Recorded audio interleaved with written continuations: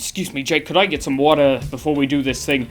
Burn the roof of my mouth on one of those airport pizzas. I went walking that ribbon of highway. I saw above me. Ladies and gentlemen, the next President of the United States. My good friends, pull up a log. I'd like to speak with you for a few minutes about the tragedy that happened in Paris last week. What occurred was absolutely disgusting and barbaric. We at Bernie's Campfire send our sympathies and prayers to those affected. However, one thing has been almost equally barbaric, and that is the way those on the right have responded to these attacks. Of course, when you examine the way they fail to comprehend how 1% of our nation's citizens hold over 90% of the wealth, it makes sense that they wouldn't understand that out of all human beings who subscribe to the Muslim faith, less than 0.01% control ISIS. One could even make the argument that that percentage is smaller. That this faction of rebel...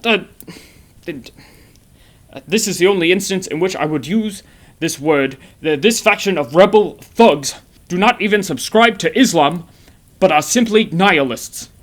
If you were to bite into a Three Musketeers bar, you would find that the air pockets within the chocolatey nougat vastly outnumber that of ISIS members who could accurately be called Muslim. At this point, I would like to state that this was not a paid advertisement for Three Musketeers bars. I am not bought out by the Mars Bars Corporation. It is just my favorite type of mass-produced chocolate bar, if anyone would like to send me some, but they did not pay to be mentioned at this campfire. I was just trying to draw a parallel. To draw a further parallel and explain how distant ISIS is from the actual religion of Islam, I would like to reference a film called The Big Lebowski. Polling numbers indicate that many of my supporters are fans of this particular film and will be familiar with the nihilists in the movie who care nothing of life or death so long as they achieve what they want in the moment. They feel no emotions or sympathy. They only care for destruction. The world is the dude, innocently taking a bath, and then along comes ISIS, who only wish to throw a marmot into the tub.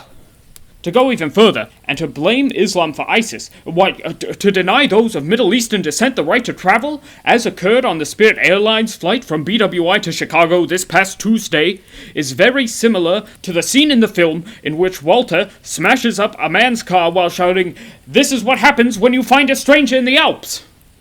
Oh, what? Sorry, Jeff, what's that?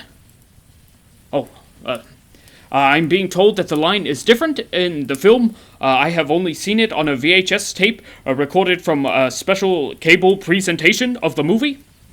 But I can vouch that the censored line is accurate to my own experience in the Alps.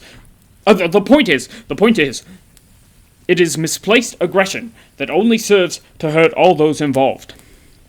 The fear has grown so strong that some state governors, cowards in my opinion, are seeking to deny shelter to refugees looking to come to America. Once again, I must stress that the actual percentage of Syrian refugees who may remotely hold stake in ISIS is less than 0.01%.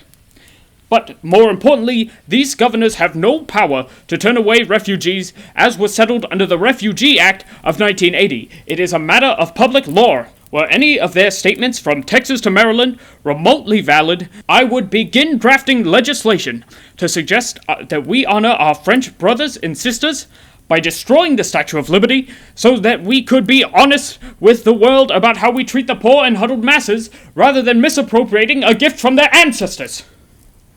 One final note, I will be giving a speech later today to explain the definition of democratic socialism. In the past, I have pointed to Denmark as the example, but not many pundits seem willing to devote the time to look up Denmark on Wikipedia. Most seem to assume it's a reference to Shakespeare, and those are the ones intelligent enough to get a potential reference to Shakespeare. So I will be clearing that up this afternoon. After all of that has been handled, please do not hesitate to send any questions for me to answer on the air to BerniesCampfire@gmail.com. Remember, don't get too close to the flames, or you will feel the burn.